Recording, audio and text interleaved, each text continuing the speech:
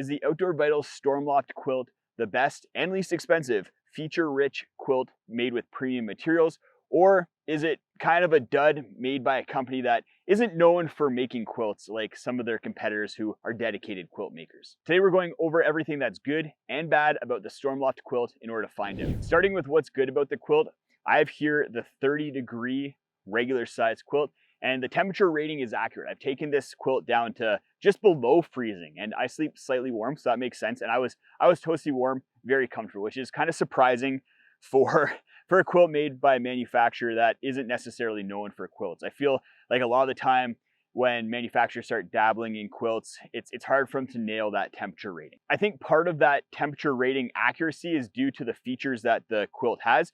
It comes with 2 pad straps and then 2 pad strap attachment points. And these really lock the quilt down onto the pad. So as you toss and turn, you're not getting really any drafts coming in. I think part of the reason why it's so effective is that they use a really wide strap that doesn't stretch as much as some of the thinner straps made by other companies that come with quilts. So with other pad straps, as you kind of turn onto your side, you might lift and stretch that pad strap a little bit more. That doesn't happen quite as much with the Outdoor Vital pad straps. It also uses a box baffle construction, so that means there's no sewn seams going through the quilt in order to add cold spots, and that just contributes to its warmth as well. And that's for all of the quilts in the line. Sometimes quilt manufacturers will have sewn seams for their warmer quilts, but it's all box baffles, even for the 30-degree version. The other spot where you lose a lot of heat and where you can get drafts is at the neck.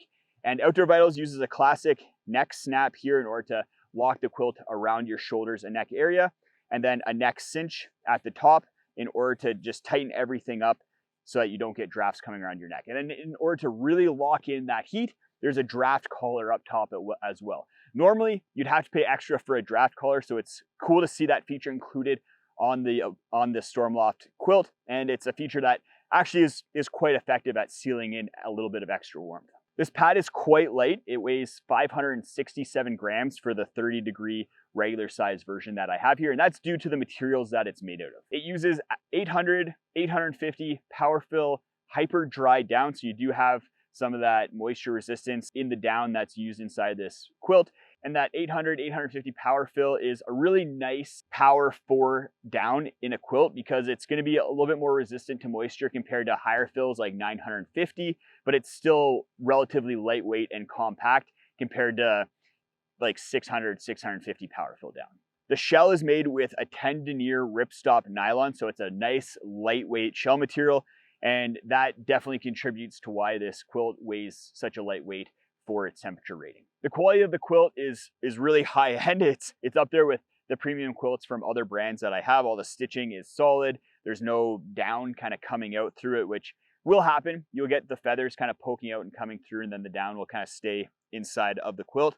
But it works really well, and like I said, it's kept me warm, so it has enough down in there, and that down is working effectively. The last good thing before we get into what's bad about this quilt is its size. So I have here the size regular, and it's 56 inches wide at the shoulders, which is pretty much on par with a lot of wide quilts out there. So make sure you're comparing the proper widths of the quilt when you're looking at weights. If you look at a size regular from another brand, it may weigh less than the Stormloft, but it's also going to be a little bit more constrictive and less wide.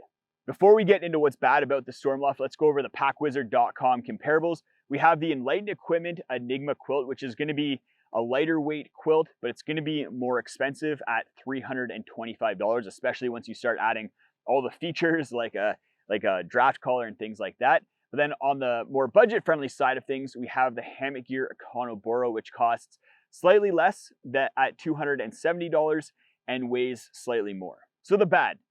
There's really not a lot of bad things to talk about with this quilt because I find that quilts, they're all very similar. There's not a lot of ways to skin that cat. And with the Stormloft, they do a good job of ticking all the boxes. Price is probably the one thing where quilts in general are pretty pricey, especially when they're using premium materials like this. You could make a quilt that used 650 power fill down, 20 denier shell fabric, was just kind of thrown together with sewn through baffles, and you could probably drop the price in half. But the Stormloft is a quality premium quilt. And because of that, you're gonna be paying a decent amount of money, $285 for the size regular 30-degree quilt that I have here. So not crazy. And if you're looking at Western mountaineering bags, sleeping bags, and things like that, you're gonna be paying twice as much. So I think actually, even though price is on the higher end, I think it's a very good value relative to the competition that's out there. If a slightly more affordable quilt is in the cards for you, then go check out my review of the Hammock Yurikano Burrow. I go through everything that's good about that quilt, everything that's bad about it.